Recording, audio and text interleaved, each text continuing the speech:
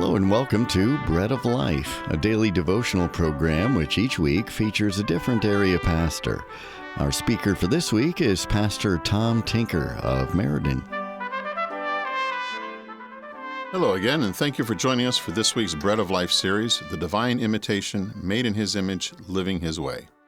After offering up a divine invocation of prayer yesterday, today we'll read a prophet's cry of a divine invitation, and then listen to how Jesus Christ, the Messiah, is the fulfillment of that prophet's call.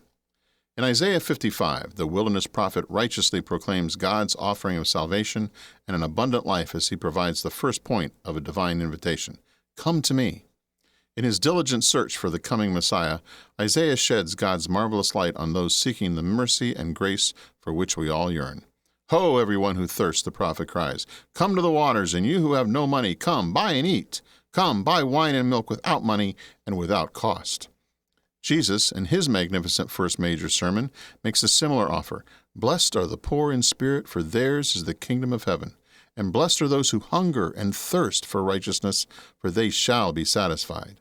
And of course, he generates an awareness of the kind of relationship he wants to build with us when he proclaims, as recorded in Matthew 11, verses 28 through 30, Come to me, all who are weary and heavy laden, and I will give you rest. Take my yoke upon you and learn from me, for I am gentle and humble in heart, and you will find rest for your souls. For my yoke is easy, and my burden is light. Now that is a magnificent and precious invitation. Oh, how marvelous it would have been for the faithful prophet to see and hear the fulfillment of his oracle come to pass before his eyes. Instead, with his own trust squarely on the will of the Creator, the prophet continues as God's mouthpiece in verses 2 and 3 of Isaiah 55. Listen carefully to me, and eat what is good, and delight yourself in abundance. Incline your ear and come to me. Listen that you may live, and I will make an everlasting covenant with you, according to the faithful mercies shown to David. We now know that Jesus is the fulfillment of the promised covenant. He is the living water, and if we taste and see the joy of drinking from his abundant cistern, we will never thirst. In the process, we will also learn the gentle and humble nature of our Redeemer, as he calls us to be of the same manner.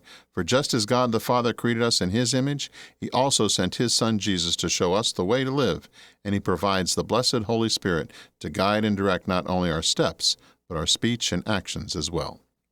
In John chapter 8, Jesus not only offers us forgiveness from our sin, he follows that with a pointed exhortation to change the way we live by desiring to walk with him, often referred to as abiding in him.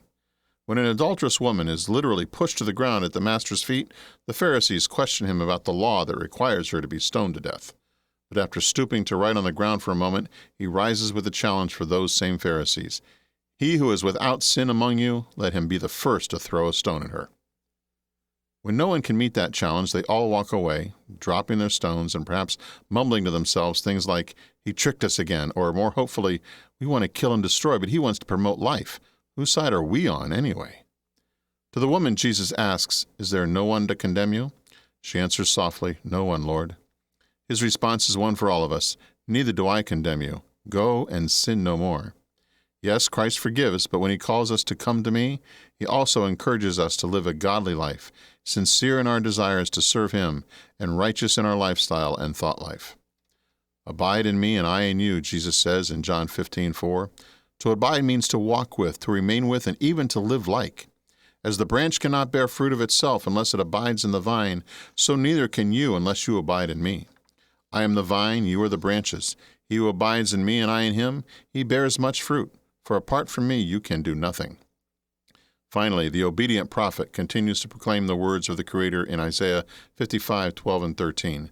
For you will go out with joy and be led forth with peace. The mountains and hills will break forth into shouts of joy before you, and all the trees of the field will clap their hands. The image of the trees clapping their hands foreshadows Jesus' statement of being the vine with us as his branches, reaching out not only in joyful praise and worship, but also endeavoring to live lives of peace, even in an unpeaceful world. Come to me, Jesus said, walk with me, abide in me, and enjoy being with me. As we enter into the joy of the Master, we will certainly know the purpose of accepting the divine invitation of coming to him and abiding in him. God bless you all, and let's talk again tomorrow. You've been listening to Pastor Tom Tinker of Meriden.